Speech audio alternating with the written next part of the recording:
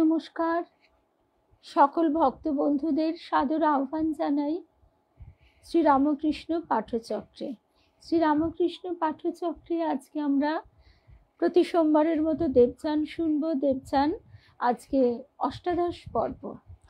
আজকে আমরা যেখানে ছিলাম, মানে গত শুক্রবার শুনেছিলাম যে যতীন আর পুষ্প তারা করুণা দেবীর সঙ্গে বিভিন্ন স্তরে পরিভ্রমণের মধ্যে দিয়ে এমন একজন মহান আত্মার কাছে পৌঁছচ্ছে যিনি গোপালকে সেবা করেন, এবং শুধু সেবা করেন না, গোপালকে নিয়েই তার যা কিছু। গোপাল তাকে দর্শন দেন, তার সঙ্গে খেলা করে, ঠিক যেমনটি আমরা ঠাকুরের রামলালার কথা শুনেছি, গোপালের মায়ের গোপালের কথা শুনেছি, ঠিক তেমন সেই গোপাল এবং সেই বৃদ্ধ সাধুর কথা আজকে আমরা শুনব। আর সকাল থেকে হয়েছে কি, আজকে যে সোমবার দেবচান আছে একদম ভুলে গেছি, একদম একটু আগে পাঠ করে সব তুলে দিয়েছি। তারপর মধুরিমাদি ফোন করে বলল আজকে দেবচান হবে, তো তারপরে মনে পড়লো। তা যাই হোক, আমাদের সকলেরই দেখছি মনে আছে, সবাই আমরা একদম সময় মতো এসে গেছি, পোস্টার না দেওয়া সত্ত্বেও। আসলে দেবযানের জন্য আমরা সবাই ভীষণ অপেক্ষা করে থাকি, ঠিক কথাই, কিন্তু রবিবার একটু ব্যস্ততায় কেটেছিল বলে ভুলে গিয়েছিলাম। সবাই এসে গেছি, বিলাসপুরের দিদি, রূপা চক্রবর্তী, কেয়া, মিতা, সাহানা, শুভ্রাদি, সোমা, শুভ্রাদি, শর্মিলা ত্রিবেদী, সকল ভক্ত বন্ধুদের শুভ সন্ধ্যা জানাই। সংযুক্তা, সর্বরী চক্রবর্তী, কাবেরী, শুভ সন্ধ্যা। তাহলে আর দেরি না করে আমরা আজকের যে মধুর প্রসঙ্গ, সেই বৃদ্ধ সাধু এবং তার গোপাল, এদের যে অপূর্ব ভাব বিলাস, সেই কথা শুনবো আজকে। পিয়ালি, কাবেরীকে তো আগেই দেখলাম, শুভ সন্ধ্যা। ঠাকুর মায়ের শ্রী চরণে সাষ্টাঙ্গ প্রণাম নিবেদন করে, শ্রী গুরুদেবকে স্মরণ করে আমরা শুরু করছি আজকের প্রসঙ্গ। বৃদ্ধ বললেন, আগে গোপাল দর্শন করে এসো। পৃথিবী দেখতে দেখতে নিচে মিলিয়ে গিয়েছে কতক্ষণ। সাদা সাদা মেঘ, অনন্ত আকাশ, সূর্যের আলোর রং আরো সাদা, মানুষের স্থূল চোখ হলে ধাঁধিয়ে যেত। বৃদ্ধ বললেন, আগে গোপাল দর্শন করে এসো। মন্দিরের কাছে গিয়ে ওরা দেখলে নীল রঙের পাথরের, একটু অফ করতে বলতো। মন্দিরের কাছে গিয়ে ওরা দেখলে নীল রঙের পাথরের অতি সুশ্রী একটি গোপাল মূর্তি, যেন হাসছে, এত জীবন্ত। নানা রঙের ফুল দিয়ে বিগ্রহের পাদপীঠ সাজানো, গলায় বনফুলের মালা। পুষ্প করজোড়ে কতক্ষণ ভাবে তন্ময় হয়ে দাঁড়িয়ে রইল। যতীন, সে ভক্ত টক্ত নয় কি না, একটু অধীর ভাবেই পুষ্পের ভাব ভাঙবার প্রতীক্ষা করতে লাগলো। যতীন অবশেষে পুষ্পকে বললে, ইনি কে আমি জানি না, সেকালের একজন বড় বৈষ্ণব আচার্য। পৃথিবীতে নাকি এখনো এর আবির্ভাবের তিরোভাবের উৎসব হয়। আমরা এই যে মহাপুরুষদের আবির্ভাব তিরোভাব উৎসব করি, তাদের স্মরণ করি, কিন্তু দেবযান পথে তারা অন্য স্তরে, অন্য ডাইমেনশনে কিভাবে বিরাজ করছেন, সেসব কথা তো আমাদের সত্যি জানা নেই। দেবযান পড়তে পড়তে মনে হয় ইনি একজন প্রাচীন বৈষ্ণব আচার্য। তিনি তার সেই ধ্যানের ধন, সাধনার ধন গোপালকে নিয়েই এখানে এই অপূর্ব লীলাবিলাসের মধ্যে রয়েছেন। বহুদিন ইনি পৃথিবী ছেড়ে এসেছেন। বৈষ্ণব সাধু জিজ্ঞাসা করলেন, বিগ্রহ দর্শন করলে? যতীন বললে, দেখেছি, অতি চমৎকার। প্রভু, আপনি কতদিন পৃথিবী থেকে এসেছেন? অনেক কাল। এখানে ওসব হিসেব রাখবার মন হয়নি। কি হবেই বা পৃথিবীর হিসেব রেখে? এই পৃথিবীর হিসেব এইটা আমরা ভাবি না। পৃথিবীর হিসেবটা তো সূর্য এবং চন্দ্রের পরিক্রমার প্রেক্ষিতে আমরাই তৈরি করেছি।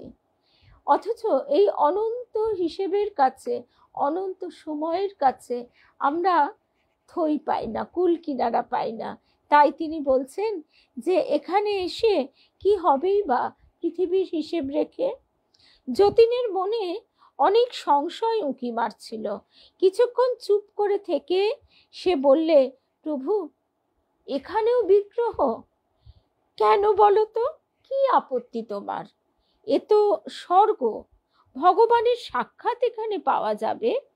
কাঠ, পাথর এসব মূর্তি পৃথিবীতে দরকার হতে পারে, এখানে কেন? বৈষ্ণব ভক্তটি হেসে বললেন, ভগবানের সাক্ষাৎ? ভগবানের সাক্ষাৎ তুমি যেভাবে বলছো ওভাবে পাওয়া যায় কিনা জানি নে। আমি পৃথিবীতে এই বিগ্রহের পূজারী ছিলাম, বড় ভালোবাসি, ওকে ছেড়ে থাকতে পারি নে। তাই তো এখানে এসে এই মন্দির স্থাপন করে বিগ্রহ প্রতিষ্ঠা করেছি। ওরই সেবা আরাধনায় দিন কাটে বড় আনন্দে। মন্দির আর বাগান সবই মানসিক কল্পনায় সৃষ্টি করেছি। এ স্বর্গে তা যে করা যায় সে নিশ্চয়ই জানো। আগে হ্যাঁ, তা এর নিচের স্বর্গেও দেখেছি। যতীন বললে, সেই বৈষ্ণবাচার্য বলছেন আমার দেবতা তো শুধু পাথরের নয়, জীবন্তও বটে। কিন্তু তোমাকে তো দেখাতে পারবো না। আমার মা দেখতে পারেন, দেখেছেনও একবার। পুষ্প আবদারের সুরে বললে, আপনি দয়া করলে ইনিও দেখতে পারেন বাবা। সাধু হেসে বললেন, ইনি দেখতে পারেন না,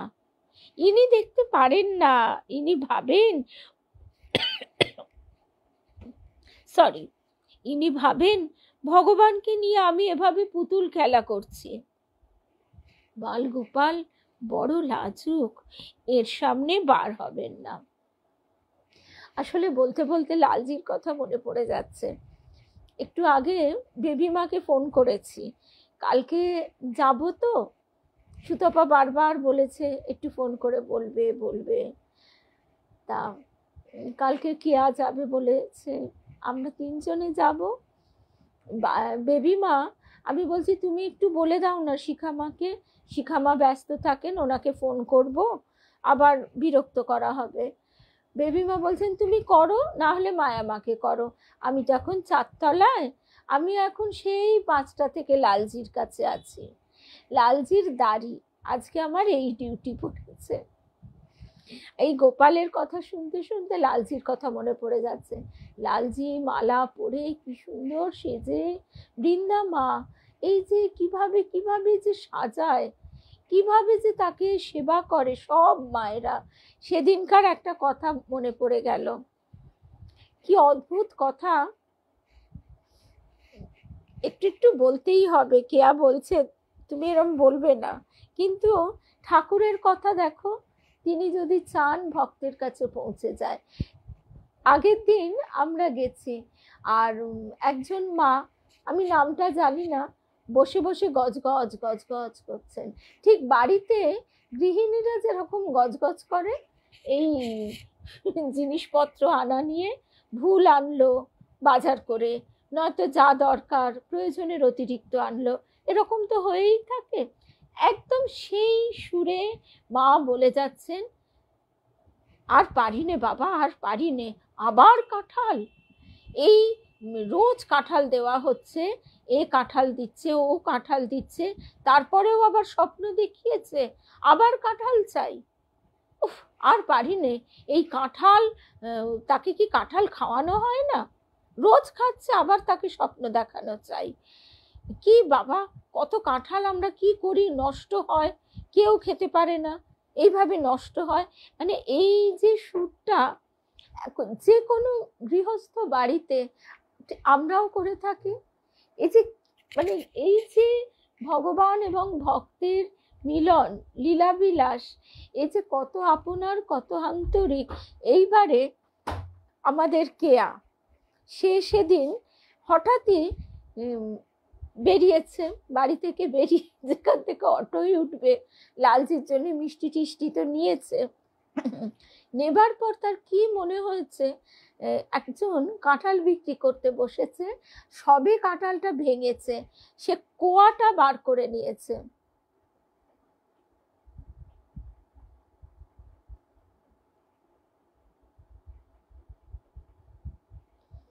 আচ্ছা, সিদ্ধার্থ বলছে নৈবেদ্য মা। এই তো মিনুদি, তুমি তো এই মাত্র হোয়াটসঅ্যাপে দেখলাম তুমি লিখেছো, লালজির কথা শুনতে ইচ্ছে করে। তোমার মনের ইচ্ছে একদম ঠিক ঠিক দেখো, লালজির কাছেই পৌঁছে গেল। এক তো দেবযান আছে, ভুলে গেছি, তারপর এই গোপালের কথা সেও ভুলে গেছি, সব ভুলে টুলে একাকার। কিন্তু যার মনে করিয়ে দেবার সে ঠিক মনে করিয়ে দিচ্ছে। এই ভাবে না আরেকটা কথা বলবো, তা যাই হোক, যে কথায় ছিলাম, এবার কেয়া কি করেছে, দেখছে অগ্রভাগ তো ছাড়া দেওয়া যাবে না, এবার অন্য কেউ যদি কিনে নিত আগে প্রথম খানিকটা, তাহলে কে আর মন কুতকুত করতো, হয়তো কিনতোই না। তখন ওর মনে হচ্ছে লালজি এবার জগন্নাথ তো কাঁঠাল আবার চুরিও করে, লালজি রামকৃষ্ণ, রামকৃষ্ণই জগন্নাথ, ও সে যে যাই বলুক, কাঁঠাল তো কাঁঠাল, আর লালজি তো লালজি। কেয়া 500 করে কাঁঠাল কিনে, পোটলা কিনে নিয়ে গেছে। আর ঝর্ণা মা কি খুশি হয়ে, কাঁঠাল এনেছো, কাঁঠাল এনেছো করে একদম, মানে আসলে কাঁঠাল অত বড় জিনিসটাকে, মায়েদের তো বয়স হয়েছে, সেটাকে ভেঙে করে করে বের করার তো গায়ে জোর লাগে, হয়তো মায়েদের কষ্ট হয়। একদম ওরম ছাড়ানো রেডি করা কাঁঠাল লালজির কাছে নিবেদন হলো। এই হচ্ছে লালজি, তার যা ইচ্ছে হবে ভক্তের কাছ থেকে সে নিজেই নিয়ে নেবে। আরেকটা কথা, আরেকটা কি কথা, ও এই যে বললাম তিনি যা মনে করাবার করিয়ে দেবেন। আমার বাবা যখন চলে গেল দেহ ছেড়ে, তখন আমার বাবা সব সময় বলতেন, কান্নাকাটি করবে না, একদম কাঁদবে না। আর কান্নাকাটি তো সত্যি আসেও নি, ঠাকুরের নাম মানে একদম শেষ মুহূর্ত কি ঠাকুরের নাম, রামকৃষ্ণ শরণম, ফোনেই চালিয়ে দেওয়া আর নিজের মনে মনেই জপ করা। এটা 18 সালের কথা। আর বলেওছি সবাইকে যে 18 সালটা আমার জীবনের একটা টার্নিং পয়েন্ট। সেই আমার বাবা চলে যাবার পর আমার খালি মনে হতো যে আমার যখন মৃত্যু হবে তখন কি হবে, তখন কে কি করবে, তখন আমাকে ঠাকুরের নাম শোনাবে কিনা। এবার সেটা ছেলেকে বলবো, মানে ও তো খুব রেগে গেল, দুঃখ পেল, সেজন্য ওকেও মানে আর বেশি আমি বলে উঠতে পারলাম না।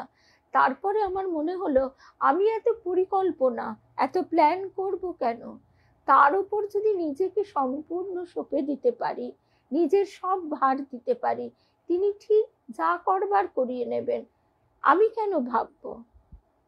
মায়ের কাছে সন্তান কি ভাবে মা কি খেতে দেবে, সে জানে খিদে পেয়েছে মা খেতে দেবে, সে কোথা থেকে এনে দেবে, কখন রান্না করবে, আদৌ রান্না হলো কি না, বাজার হলো কি না, সন্তানের কি সে নিয়ে মাথা ব্যথা থাকে?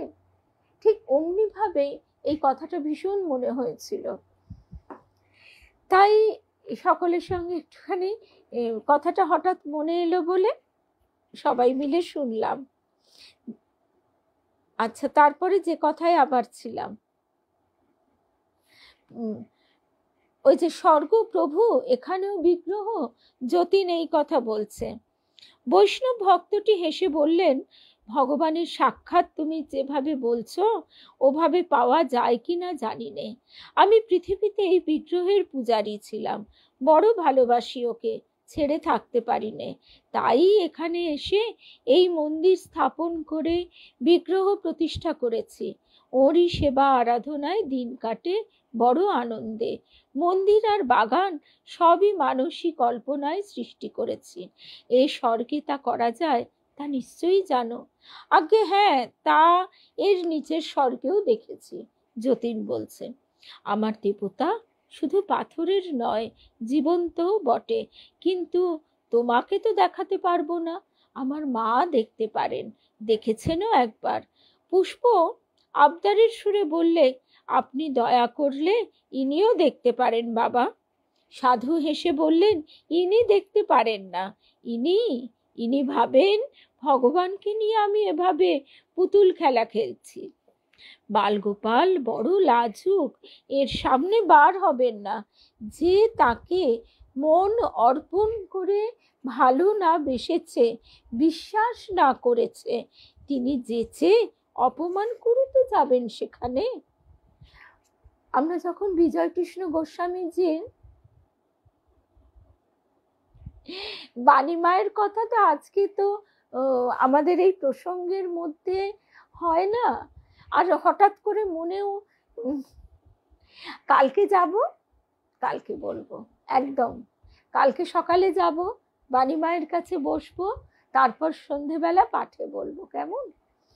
আর তারপরে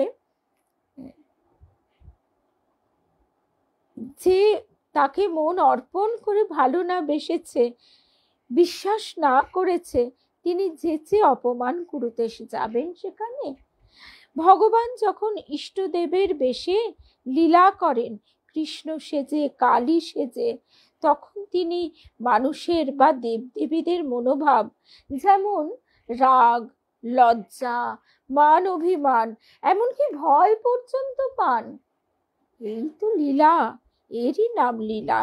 বিরাট ঐশী শক্তি যা বিশ্ব চরাচর নিয়ন্ত্রণ করছে, তাকে কে ভালোবাসতে পারে আপনার ভেবে?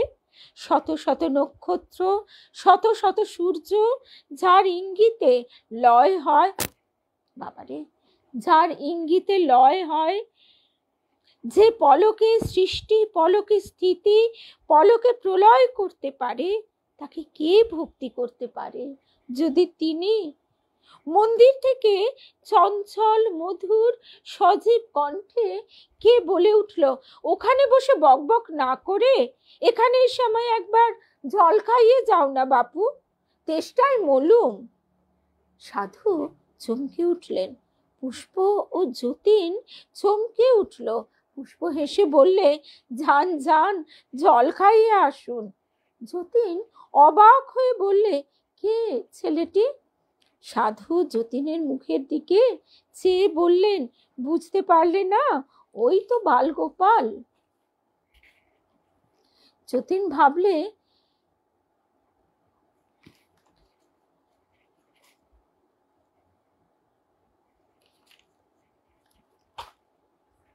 ওই তো বালগোপাল, তোমার খুব ভাগ্য, তোমাকে গলার স্বর শুনিয়ে দিলেন।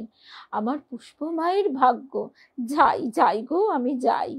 সাধুর মুখে স্নেহ বাৎসল্যের রেখা ফুটে উঠল। তৃষ্ণার্ত সন্তানকে পানীয় জল দেবার ব্যাকুলতা নিয়ে তিনি মন্দিরের দিকে অদৃশ্য হলেন। যতীন ভাবলে, এও পুতুল খেলা? আবার পুতুল খেলা নয়। পরক্ষণেই নিজেকে সামলে নিলেন। সাধু অন্তর্যামী, সবার মনের কথা বুঝতে পারেন, অন্তত তার মনের অন্ধি সন্ধি খুঁজে বার করেছেন। এখানে কিচ্ছু ভাবা হবে না। পুষ্প হঠাৎ বলে উঠল, মনে পড়েছে, ইনি বৈষ্ণব আচার্য রঘুনাথ দাস। গোপালের মা একদিন বাবারে বাবা,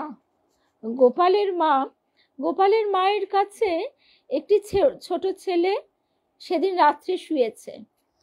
রাত্রির বেলা, তখন ভোর রাত্রির, হঠাৎ তার ঘুম ভেঙে গেছে।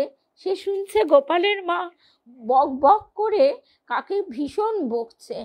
আবার ভোর থেকে ঝাঁপাই জুড়েছিস, আবার তুই এখনই জলে নামবি, এইসব বলে কাকে খুব বকছে। সকাল হতে ছোট ছেলেটি বলছে, ও দিদিমা, তুমি ওরকম করে কার সঙ্গে কথা কইছিলে গো? আমি তো ভয়ে এক পাশ হয়ে শুয়ে আছি। তখন গোপালের মা এক গাল হেসে বলছে, বুঝিসনি, জানিস নে বুঝি? আরে ওই তো আমার গোপাল, দেখ না, ভোর হয়নি তখনও অন্ধকার, সে রাত থাকতে গঙ্গায় নাইবে বলে খুঁত খুঁত করে ঝাঁপাই জুড়বে বলে বায়না করছে। তারপর কত বুঝিয়ে বকে ধমকে তারপর শোয়ালুম। জানিস নে তুই, আমার সঙ্গে সঙ্গে থাকে তো, দেখিসনি? আচ্ছা, সে বেচারা কি করে দেখবে? ওই যেমন গৌরী মা দুর্গা মাকে বসিয়ে বলছেন যে আমি বেগুন ভেজে আনছি, তুই হাওয়া কর, দেখিস খাবারেও ভোগেও বাতাস করবি, তাকেও বাতাস করবি, দেখছিস কপালে কেমন বিন্দু বিন্দু ঘাম জমেছে। এখন তো এসি করে দিয়েছে ভক্তরা, আর তখন তার এসি ফেসি নেই, তার বিন্দু বিন্দু ঘাম জমেছে। দুর্গা মা বলছেন যে আমি তো কিছুই দেখতে পাচ্ছি না, গৌরীমা বলেছেন তাই আমি বসে বসে হাওয়া করছি। আর তারপরে এসে গৌরীমা বেগুন ভাজা দিয়ে বলছেন কর্তা খাও, বলে লুচিটা আবার ফুলকো লুচিটা ফাটিয়ে দিলেন, যাতে না হাতে আবার ওই গরম লেগে হাতটা পুড়ে যায়। তারপর বললেন আস্তে আস্তে খাও, আবার ডাব আছে, সব আছে, এনে এনে দিচ্ছি।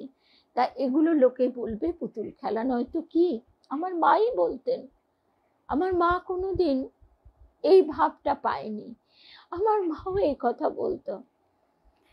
তো যাই হোক, তাহলে মানুষের অনন্ত ভাব, অনন্ত বোধ, অনন্ত বিকাশ, যার যে ভাবটা আসে, কিন্তু একবারের তরেও যে এই রসে মজেছে, তিনি যাকে সেই কৃপা করেছেন, তার সুখের অন্ত নেই। ওই জন্যেই সত্যযুগের ঋষিদের তিনি এই মধুর রস আস্বাদনের জন্য নিয়ে এসেছিলেন গোপী রূপে। তো যাই হোক, আবার গোপালের মাকে, সে ছোট্ট গোপাল, সে কত কাঠ বয়ে বয়ে এনে দিত। সে পায়েস খাবে, এবার পায়েস খাবো বললেই তো হয় না, সেই সমস্ত কাঠও সে বয়ে বয়ে এনে দিচ্ছে। আবার যশোদা, সে কি করছে, একটা শেষে চড়ের জন্য একটা গালে একটা চড়ই দিতে হয়, দুষ্টুমির অন্ত নেই, মাটি পর্যন্ত মুখে তুলছে। তাকে ছেড়ে দেওয়া হয়েছে বলে সে বসে বসে মাটি খাবে? বকুনি দিয়ে কানটি ধরে একটা চড় তুলতে গিয়েই মুখ থেকে মাটি বার করবে মা যশোদা, মুখের মধ্যে দেখছে উঠিছে ডুবিছে, করিছে রঙ্গ নবীন নবীন রূপ ধরি, সেই অনন্ত বিশ্ব ব্রহ্মাণ্ড দেখে মায়ের তো বুক কেঁপে উঠেছে, যে আবার কি অলক্ষণে ব্যাপার, এ কি হলো, বলে প্রায় জ্ঞান হারাবার অবস্থা। তো এইরকম ভাব তিনি যাকে দেন, স্বামীজি, তিনি পর্যন্ত বলছেন গোপালের মাকে, তার চোখ দিয়ে দরদর করে জল পড়ছে। গোপালের মা বলছেন, লরেন, মুখ্য মেয়ে মানুষ, আমি তো অত বুঝি না, দেখো বাপু, আমি তো যা দেখি তোমাদের তাই বলি। স্বামীজি বলছেন তুমি ঠিক দেখো গো দিদিমা, তুমি ঠিক দেখো। তারপরে বলরাম বাবুর বাড়িতে গোপালের মায়ের কাছে এসে কতজন কত কি জিজ্ঞাসা করছে, আর গোপালের মা অস্থির হয়ে বলছে আরে আমি এসব কি করে জানবো, ও গোপাল, গোপাল, তুমি বলে যাও। গোপাল কানে কানে বলে গেল, গোপালের মা ঠিক সেটাই আউড়ে দিল। বলতে বলতে গোপাল পালিয়ে গেছে। সে একটা ছোট বাচ্চা, সে কখনো এইসব বক বক, এই যে মাত্র যেটা হলো যে অনেক বক বক করেছো, পরে বক বক করবে, এদিকে তেষ্টায় বলুম আমায় একটু জল খাইয়ে যাও। তা সে গোপালও কোথায় দৌড়ে পালিয়েছে। আবার গোপালের মা বলছে অগোপাল, কোথা গেলি, বলে যা। আবার গোপাল এসে কানে কানে বলে গেল। তাই এই সব কথা কে শুনবে, কে বিশ্বাস করবে, কে বুঝবে, তিনি যদি না বোঝান।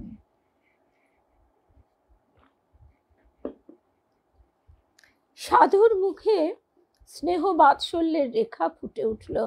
তৃষ্ণার্ত সন্তানকে পানীয় জল দেবার ব্যাকুলতা নিয়ে তিনি মন্দিরের দিকে অদৃশ্য হলেন। ঠাকুর রামলালাকে খই খাওয়াতে গিয়ে খইয়ের ভেতর কোথায় একটা ধান আছে, সেই ধানে রামলালার ঠোঁট কেটে গেছে, না জিভ ছড়ে গেছে, তাই নিয়ে ঠাকুরের কান্না কাটিয়ে, আহা মা কৌশল্যা, কত যত্ন করে তোমায় খাওয়াতো, কত ভালো ভালো ক্ষীর ননি, আমি কিনা শুকনো খই খাওয়াতে গিয়ে তোমায় ব্যথা দিলাম। আবার সেও আবার গঙ্গায় চান করতো, সাঁতার কাটতো। বেলা পড়ে এলো, অপরাহ্ন হয়ে এসেছে। অপূর্ব পুষ্প সুবাসে আশ্রম আমোদিত। বৈষ্ণব সাধু বললেন, বিকেল বড় ভালো লাগে, তাই সৃষ্টি করি, নইলে এখানে আর সকালই বা কি আর বিকেলই বা কি। সূর্য নেই, চন্দ্র নেই, অন্ধকারও নেই। আসলে এই স্থূল সূর্য চন্দ্র তো নয়, সে এক অন্য ডাইমেনশনে, অন্য স্তরে বাস। হ্যাঁ, কি সংশয় তোমার যতীন? এখনো যায়নি? অন্ধকার বড় একগুঁয়ে, তাড়ানো যায় না। আমাদের মনের সংশয় যায় না। স্বামী বিবেকানন্দ তাই বলেছিলেন, এ যুগের সবচেয়ে কঠিন রাক্ষস হচ্ছে সংশয় রাক্ষসম। সংশয় রাক্ষসম মানে সংশয় রাক্ষস হচ্ছে সবচেয়ে দুর্বিনীত, তাকে কিছুতেই পরাজিত করা যায় না।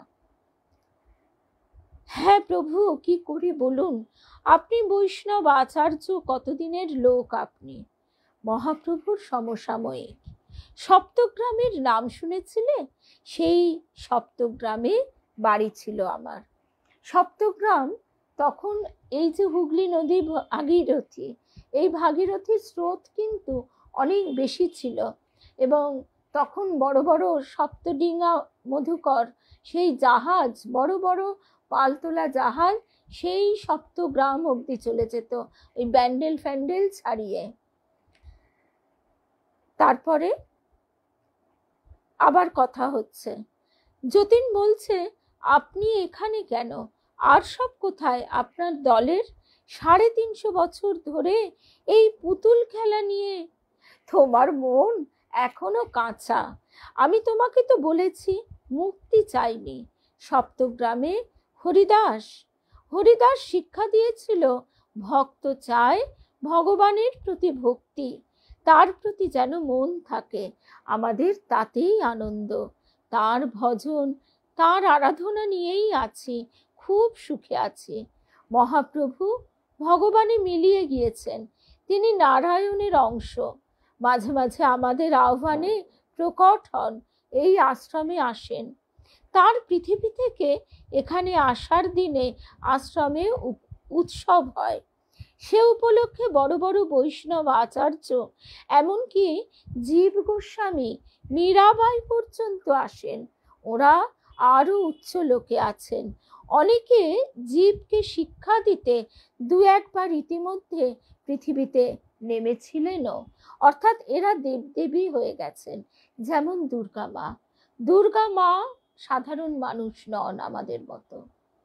তিনি গৌরী মায়ের সাহায্যের জন্য শ্রী শ্রী মায়ের কাছে গৌরীমা যখন চেয়েছিলেন একজন সহায়িকা, তখন মায়ের স্মিত হাসির আশীর্বাদে দুর্গা মায়ের জন্ম হয়। তার গৌরী মায়ের বঞ্জি দুর্গা মা। আর আগের সন্তানগুলো তো সব মরেই যাচ্ছিল। তা দুর্গা মাকে জন্মের আগেই সেই জন্য মা বাবা ঠাকুরের পায়ে নিবেদন করে রেখেছিল। সেসব কথা তো আমরা শুনেছি, আবারও শুনবো। তা সেই ভক্তকে একজন দুর্গা মা স্বীকার করেছিলেন যে তাকে এর আগে আরো 6 বার পৃথিবীতে আসতে হয়েছিল। আমরা আমাদের জন্ম মৃত্যুর যে আবর্ত, তার ফলে আমাদের আগমন হয়। আমরা আমাদের সংস্কার, প্রারব্ধ এসব নিয়ে আসি, আমাদের কর্মফল, কর্মক্ষয় করতে আসি, আবার নতুন কর্মবন্ধনেও তো জড়িয়ে পড়ি। কিন্তু এরা আসেন জীবের অগ্রগতির জন্য, জীব উদ্ধারের জন্য, পৃথিবীকে উন্নত করবার কাজে এদের আগমন হয়। তাই এখানে এই বৈষ্ণব আচার্য রঘুনাথ দাস বলছেন, অনেকে জীবকে শিক্ষা দিতে দু একবার ইতিমধ্যে পৃথিবীতে নেমেছিলেনও। আর একটা কথা আপনাকে, যতীন বলতে না বলতেই তিনি বলছেন, বুঝেছি, তুমি যা জিজ্ঞেস করবে তার মুখে উত্তর চাও না, সে জগৎ দেখতে চাও। অর্থাৎ তুমি জানতে চাইছো পৃথিবী ছাড়া অন্য জীবলোক আছে কিনা। কেমন তো, বহু বহু আছে, বিশ্বের অধিদেবতার ভাণ্ডার অনন্ত। কোনো কোনো জগৎ পৃথিবী থেকেও তরুণ, সজীব। সেখানে সব মানুষ অত্যন্ত বেশি তাড়াতাড়ি কাজ শেষ করে, তাড়াতাড়ি কাজ শেষ করে মরে যায়। আমরা যদি দেখি স্বামীজি অখণ্ডের ঘর থেকে তাকে স্থূল দেহে টেনে নিয়ে এসেছিলেন ঠাকুর, মাত্র ৩৯ বছর তিনি আছেন, কিন্তু স্থূল দেহে তাকে আর বেশি দিন কষ্ট ভোগ করতে হয়নি। আবার বৃদ্ধ জরাগ্রস্ত জগৎ আছে, সেখানে মানুষ পৃথিবীর চেয়ে অনেক দীর্ঘজীবী, ধীরে সুস্থে জীবনের কাজ করে। পৃথিবীর হিসেবে যার বয়স 25 বছর সেও বালক, 60 বছর বয়স যার সে নব্য যুবক। যাদের উন্নতি হতে দেরি হবে, জানা যাচ্ছে এই পৃথিবীতে, পৃথিবীর নিয়মে এমন সব আত্মাকে পৃথিবীতে জন্মগ্রহণ করতে দেওয়া হয় না। দিলে সে পূর্বজন্মের জীবদেরই পুনরাবৃত্তি করবে মাত্র। সুতরাং তাদের এই সব ধীর সানন্দ প্রৌঢ় পৃথিবীতে পাঠানো হয়। অর্থাৎ এটা তো এই অনন্ত সৃষ্টির প্রহেলিকায় আমরা ধাঁধিয়ে যাই, আমরা ভাবতে পারি না, আমাদের কল্পনা অতটা বিস্তারও হতে পারে না। আমরা যে গ্যালাক্সিতে থাকি সেখানে একটা ছোট্ট ডট আমাদের এই সৌরজগৎ, তার মধ্যে পৃথিবী, তার মধ্যে আবার এই আমরা। তো সুতরাং আমাদের ভাববারও ক্ষমতা নেই, তবু আমরা অনন্তকে চিন্তা করতে পারি। ঠাকুর তাই বলছেন, মানুষ কি কম গা, সে অনন্তকে চিন্তা করতে পারে, অন্য মনুষ্যতর জীব পারে না। ওই জন্য মনুষ্য জন্ম প্রাপ্তি এত দামি। আমরা এই মনুষ্য দেহ প্রাপ্তির পরই বিবর্তন অনুসারে আস্তে আস্তে এগিয়ে যাই দেহর পরিবর্তনে না, পরিবর্তন ঘটে চেতনার।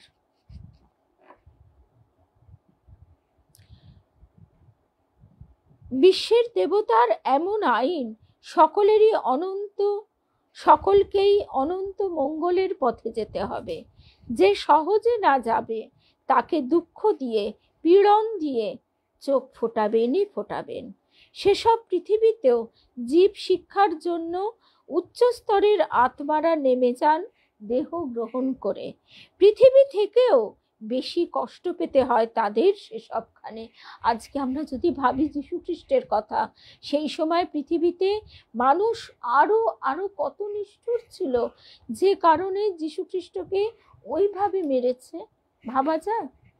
ভগবানের কাজ যারা করেন তারা জানেন দুদিনের দেহ, দুদিনের কষ্ট, দুদিনের অপমান শাশ্বত আত্মায় কোনো বিকার স্পর্শ করে না, তার জরা নেই, মৃত্যু নেই।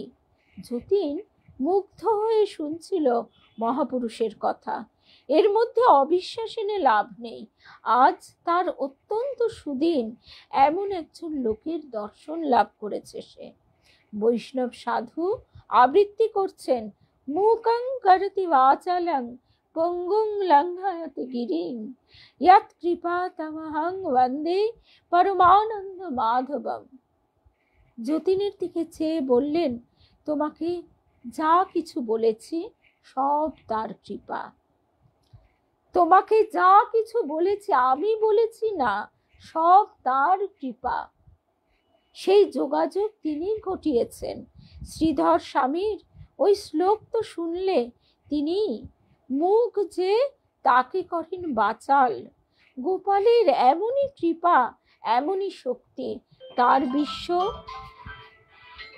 বিশ্ব তিনি যা কিছু করতে পারেন। যতীন বললে, এভাবে কতকাল থাকবেন আর? অনন্তকাল থাকতে পারি, অনন্তকাল থাকতে পারি যদি তার ইচ্ছা হয়। হঠাৎ তিনি উৎকর্ষ হয়ে বললেন, বৃন্দাবনে গোবিন্দ বিগ্রহের আরতি হচ্ছে, চলো দেখে আসি। পুষ্প খুশি হয়ে বললে, আমাদের নিয়ে যাবেন? আপনার বড় কৃপা। বৈষ্ণব সাধুর জ্যোতির্ময় ঈষৎ নীলাভ দেহ বৌম পথে ওদের আগে আগে উড়ে চলেছে। ওরা তার পেছনে পেছনে চলেছে। আমরা বাবাজি মহারাজের কথা, শ্যামাচরণ লাহিড়ীর কথা শুনতে শুনতে আমাদের কাছে এটা আর কল্পনা নয়, এর সত্যতা আমরা অনুভব করতে শিখছি। নভোচারী দু একটি আরো অন্য আত্মাকে ওরা পরে দেখতে পেলে। যতীন কখনো বৃন্দাবনে যায়নি, তাই বৈষ্ণব সাধু ওকে 4-5টি বড় বড় গাছের ক্ষুদ্র বাগান দেখিয়ে বললেন, ওই দেখো চিরঘাট, ওখানে মহাপ্রভু শ্রী চৈতন্য স্নান করে উঠে গোপালের দেখা পেয়েছিলেন, বড় পুণ্য স্থান, প্রণাম করো। তারপরেই একটা বড় মন্দিরের গর্ভগৃহে সেকালের ঝুলানো প্রদীপের আলোয় একটি সুন্দর বিগ্রহের সামনে ওরা গিয়ে দাঁড়ালে। একটা কথা মনে পড়ে যাচ্ছে নিশ্চয়ই সবার, যে ঠাকুরের মন্দিরটি বেলুর মঠে স্বামী বিজ্ঞানানন্দজি মহারাজের, মানে ওনার আর্কিটেকচার, ওনার ডিজাইন, ওনার মানে সমস্ত কিছু অলংকার যা কিছু, তো এবং স্বামীজি সবটা তো দেখে যেতে পারেননি। যখন সবটা শেষ হলো তখন স্বামীজি এবং আরো যারা দেহ ছেড়ে চলে গেছেন তারা কিন্তু সূক্ষ্ম দেহে এসে দাঁড়িয়েছিলেন, এ কথা দেবলোকে বইটাতে আছে। আমরা স্বামী সোমেশ্বরানন্দজি মহারাজের তার কথাতেও পাই। সূর্যি মহারাজ, স্বামী নির্বাণানন্দজি মহারাজ, তাকে স্বামী সোমেশ্বরানন্দজি মহারাজ সরাসরি জিজ্ঞাসা করেছিলেন, আপনি এসব বিশ্বাস করেন? নির্বাণানন্দজি মহারাজ বলেছিলেন, আগে করতুম না, এখন করি। দেবযান যখন পড়েছিলাম তখন আমি এই বেলুর মঠের কথাটা জানতাম না, মানে প্রথম থেকে অনেকবার পড়ার পর তারপর বেলুর মঠের কথাটা যখন পড়েছিলাম তখন স্তম্ভিত হয়ে ভেবেছিলাম যে দেবযান কি তবে অক্ষরে অক্ষরে সত্যি? শুধু একটা কিছু চরিত্রের এ করা হয়েছে, মানে চরিত্রগুলিকে আনা হয়েছে যাতে এই তত্ত্বটা আমরা ধারণা করতে পারি সহজে, একটা গল্পের মাধ্যমে শুনলে সেটা আমাদের সহজে বোধগম্য হয়। দেহধারী দর্শকদের মধ্যে বহু অশরীরী দর্শক এসে দাঁড়িয়ে বিগ্রহের আরতি দর্শন করছেন। তাদের মধ্যে কয়েকটি আত্মার দিব্য জ্যোতির্ময় দেহ দেখে যতীন বুঝলে ওরা উচ্চ শ্রেণীর ভক্ত সাধক। আজকাল আমাদের এখানে প্রচলন নেই আর রাত্রির বেলা ছাদে যাওয়া, মানে এই বাড়িতে আসার পর এটা আর অভ্যাসটা আমরা রাখিনি। আগে যখন আমি রিষড়ায় থাকতাম অনেক রাতে ওরকম ছাদে যেতাম, আর যে কারণেই হোক ভয়টা ছিল না। ভয় বলতে ভূতের ভয় নয়, মানে মানুষের ভয়। তো ওইরকম ছাদে আমাদের অর্ধেকটা দোতলা ছিল আর লাগোয়া অর্ধেকটা ছাদ খালি ছিল। তা সেই রকম ছাদে গিয়ে অনন্ত আকাশের দিকে তাকিয়ে মাঝে মাঝেই মনে হতো যে এই যে বইয়ে পড়েছি যে যারা এই পৃথিবীতে আজও সাধনা করছেন তারা এই নক্ষত্র পথে বহু পথে যাওয়া আসা করেন এবং তাদের তপস্যার ফল তারা পৃথিবীকে অর্পণ করেন যাতে পৃথিবীর মানুষের চেতনা জাগ্রত হয়। এটা আকাশের দিকে তাকিয়ে ভাবতে খুব ভালো লাগতো।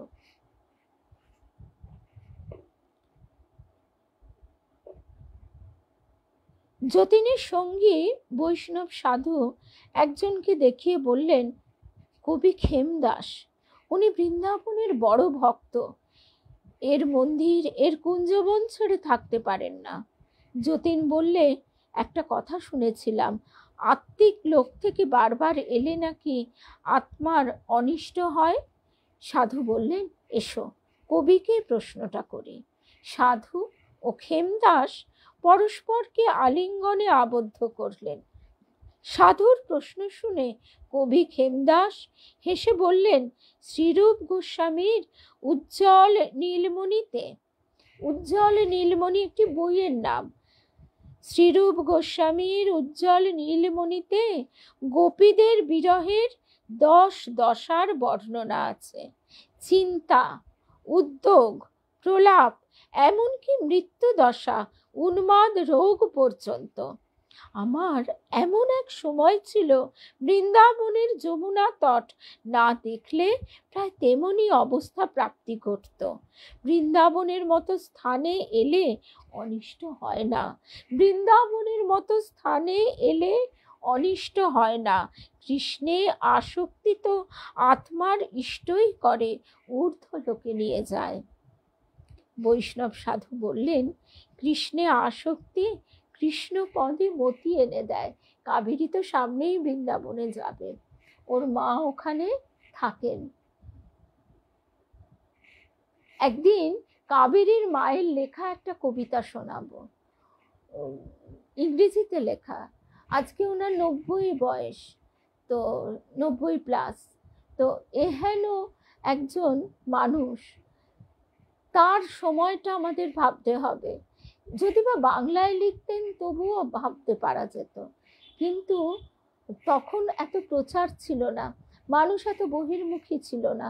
কি অপূর্ব! আজ থেকে কাবেরী বলছিল 7-10 বছর আগের লেখা, মানে তখন ওনার 80 পেরিয়ে গেছে। আজকে আমার কাছে এই মুহূর্তে নেই, খুঁজে বার করে করতে গেলে সময় নষ্ট হবে। আবারও দেবযান পড়বার দিনেই শোনাবো। আর এই বৃন্দাবনের কথা, আমি বৃন্দাবন যতটুকু দেখেছি তাতে আমার কোনো অনুভূতি জাগেনি, ঠিক যেমনটি প্রথমবার নবদ্বীপ দেখেও কোনো অনুভূতি জাগেনি। তাই আমার আবার একটা কথা খুব মনে হয়, ঠাকুরের ওই গানটি, গয়া গঙ্গা প্রভাসাদি কাশী কাঞ্চি কে বাঁচায়, কালী কালী কালী বলে অজপা যদি ফুরায়। তা ঠাকুর, তিনি বৃন্দাবন, তিনি গয়া, তিনি কাশী, তিনি সব। কিন্তু স্থান মাহাত্ম্য, তার আবার একটা আশ্চর্য মহিমা। আমরা দেখি স্বামীজি, গৌরীমা, সমস্ত সাধু এরা তীর্থ পর্যটন করছেন, তীর্থ পরিক্রমা করছেন, পরিব্রাজনে যাচ্ছেন। স্থান মাহাত্ম্য, তার যে একটা ভাইব্রেশন, আমরা তখনই বুঝতে পারি যখন আমাদের মনের ভাইব্রেশনটা তার সঙ্গে মেলে, তার আগে কিন্তু পারি না।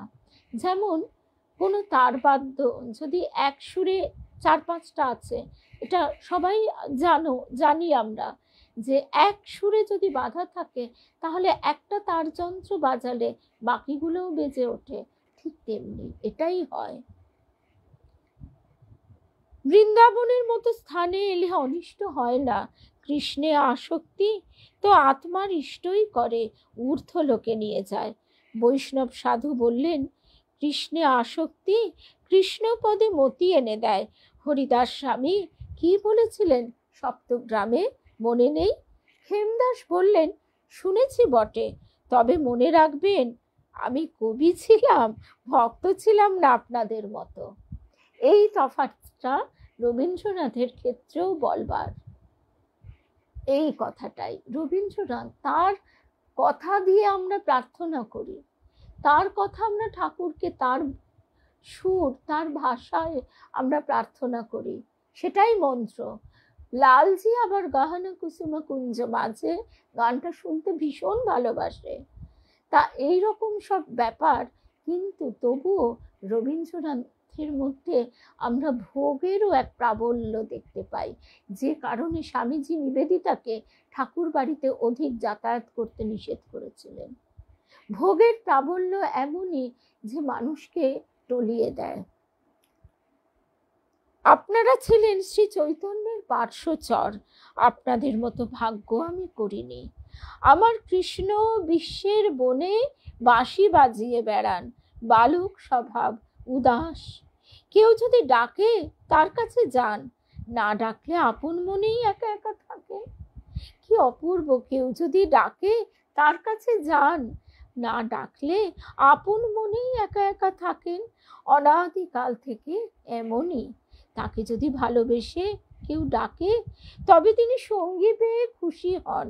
তিনি করুণ স্বভাব, ভালোবাসার বশ। পুষ্প বললে, কেন একা থাকেন? রাধা কোথায়? ওসব ওসব তো কল্পনা। এই সব ভক্ত প্রভুরা বানিয়েছেন। কে রাধা? যে নারী ভালোবাসে তাকে, সেই রাধা, সেই তার নিত্য লীলার সহচরী। মীরাবাই যেমন ধারা অর্থাৎ জগতের প্রতি যে আকর্ষণ, তাই যখন ঊর্ধ্বমুখী হয়, উল্টে যায়, রাধা। ঠাকুর বলছেন না, উল্টো ঘরের চাবি। আমরা আজকে প্রথম পর্বে শুনছিলাম। মীরাবাই আছেন, আছেন। তারা নিত্যলীলার সহচরী ভগবানের। যাবেন কোথায়? বহু পুণ্যে তাদের দর্শন মেলে, বহু ঊর্ধ্ব লোকে ওদের অবস্থিতি, আবার বিশ্বব্যাপী ওদের অবস্থান, তাও বলতে পারো। পৃথিবীর ব্যক্তিত্ব তার নষ্ট হয়ে গিয়েছে বহুকাল। ও তো স্থূল দেহ ধরে লীলা করবার জন্য যাওয়া, ওটা কিছু নয়। পৃথিবীর সেই মীরাবাইকে কোথাও পাবে না। আছেন খাঁটি তিনি, অর্থাৎ যে শুদ্ধ বুদ্ধ চৈতন্য স্বরূপ আত্মা মীরাবাই সেজে অবতীর্ণ হয়েছিলেন। দুদিনের জন্য তিনি আছেন। দুদিনের জন্য যিনি মীরাবাই সেজেছিলেন, এই দেহটা ধারণ করেছিলেন, যিনি ধারণ করেছিলেন যে আত্মা, তিনি আছেন। যতীন বলে উঠল, তাই আপনার মতো একজন কবি বলেছেন বটে, all the worlds are stage and the men and women merely players। অর্থাৎ ক্ষেমদাস মৃদু হেসে বললেন, বুঝেছি, গভীর সত্যবাণী, নানা দিক থেকে সত্য, নানাভাবে। যতীন একটু বিস্ময়ের সুরেই বলল, আগে আপনি কি ইংরেজি জানেন? ভাষার সাহায্যে বুঝিনি, তোমার মনের চিন্তা থেকে ও উক্তির অর্থ বুঝেছি। ওর সঙ্গে আমার দেখাও হয়েছে। পঞ্চম স্তরে কবি সম্মেলন হয়, সেখানে পৃথিবীর সব দেশের বড় বড় কবি আসেন। যতীন ব্যাকুল আগ্রহের সুরে বললে, আপনি কালিদাসকে দেখেছেন ভবভূতি? সে সৌভাগ্যও আমার হয়েছে। পৃথিবীর সে কালিদাস নয়, যে নিত্য মুক্ত কবি আত্মা কালিদাস রূপে অবতীর্ণ হয়েছিলেন, সেই আত্মার সঙ্গে আমার পরিচয়। একবার নয়, অনেকবার নানা দেশে নানা প্রাকৃত দেহ ধারণ করেছেন তিনি, অবতীর্ণ হয়েছেন, কিন্তু আসলে তিনি অপ্রাকৃত দেহধারী চিদানন্দময় আত্মা। আজ নাম কালিদাস, কাল নাম চণ্ডীদাস, পরে ক্ষেমদাস, তাতে কি? কবি সম্মেলন কখন হয়, কোন সময়? ক্ষেমদাস জিজ্ঞেস করলেন, আচ্ছা, তুমি বুঝি নতুন এসেছো পৃথিবী থেকে? তোমার কথাতে তাই মনে হচ্ছে। এখানে সময়ের কি মাপ? কাল স্বয়ং নিরবধি, অনন্ত কাল বায়ুর মতো শনশন বইছে। বিদগ্ধ মাধবে শ্রীরূপ গোস্বামী বলেছেন, তাই অনর্পিত চরিং চিরাত। আচার্য রঘুনাথ দাসও কবি, রূপ গোস্বামীও কবি, তিনিও আসেন। আর তুমি জানো না, যার সঙ্গে এসেছো, এই আচার্য রঘুনাথ দাসও কবি।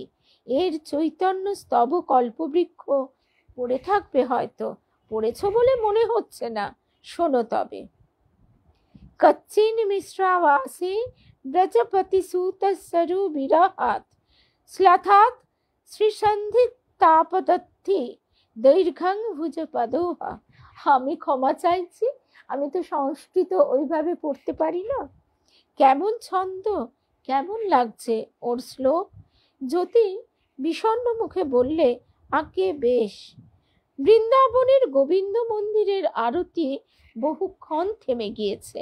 পাশের রাজপথ দিয়ে দু একখানা গাড়ি যাতায়াত করছে। মন্দিরের বড় বড় দরজায় আলো জ্বলছে। কোথা থেকে উগ্র বকুল ফুলের গন্ধ ভেসে আসছে বাতাসে। মন্দিরের সামনে একটা হিন্দুস্তানি টাঙ্গাওয়ালা যাত্রীর সঙ্গে ভাড়া নিয়ে বকাবকি করছে। যতীন ভাবলে, স্বর্গমর্তের কি অদ্ভুত সম্বন্ধ, অথচ বেঁচে থাকতে পৃথিবীর লোকে কেউ এ রহস্য জানে না। মৃত্যু ভয়ে ভীত হয়। এত বড় জীবনের খবর যদি কেউ রাখত, প্রেম ভক্তির এ সম্পর্ক যদি রাখতে জানতো ভগবানের সঙ্গে, তবে কি তুচ্ছ বিষয় আশয়, টাকা কড়ি, জমিদারি, জমি জমা এই নিয়ে ব্যস্ত থাকে? এই মাত্র যে লোকটা সামনের রাস্তা দিয়ে মোটর চড়ে চলে গেল, ও হয়তো একজন মারোয়ারি মহাজন, সারা জীবন ব্যাংকে টাকা মজুত করে এসেছে, জীবনের অন্য কোনো অর্থ ওর জানা নেই, কেবল তেজি মন্দি লাভ লোকসান এই বুঝেছে। জয়পুর শহরে হয়তো 7 তলা অট্টালিকা, কিন্তু হয়তো ছেলেগুলো অবাধ্য, বেশ্যাসক্ত, স্ত্রী কুচরিত্রা, মনে সুখ নেই। অথচ ও কি জানে, ওকে জানে এই পাশেই মদন মোহনের মন্দিরে এই গভীর রাত্রে ভিন্ন ভিন্ন লোকের কবি সাধুরা, মানে ভিন্ন ভিন্ন স্তরের কবি সাধুরা আজ সমবেত হয়েছেন। সেখানে পুষ্পের মতো নারীর স্নেহ, কত শতাব্দীর পার থেকে ভেসে আসা অমর মহাপুরুষদের বাণী, বকুল পুষ্পের সুবাস, ভগবানে অর্পিত মধুর প্রেম ভক্তির পরিবেশ, এইখানেই স্বর্গমর্তের বিশাল ব্যবধান রচনা করেছে। হায় হায় রে অন্ধ পৃথিবীর মানুষ, হায়। আজকে এই পর্যায়টি শেষ হলো, চতুর্দশ পর্বটি। এরপর আমরা পঞ্চদশ পর্বে মানে অধ্যায়ে পৌঁছবো সামনের সপ্তাহে, সামনের সপ্তাহ নয়, বৃহস্পতিবার। পৃথিবীর ইতিহাসে এর মধ্যে দীর্ঘ 2 বছর কেটে যাচ্ছে। আবার আমাদের দেখা হবে তাহলে দেবযান নিয়ে বৃহস্পতিবার, আর তার সঙ্গে আমরা শুনবো সেই একজন মানে প্রাচীনা অথচ কত সংবেদনশীল, অন্তর্ভেদী মনন এবং কি অপূর্বতার প্রকাশ কাবেরীর মায়ের লেখা কবিতাটি। জয় রাম কৃষ্ণ, জয় রাম।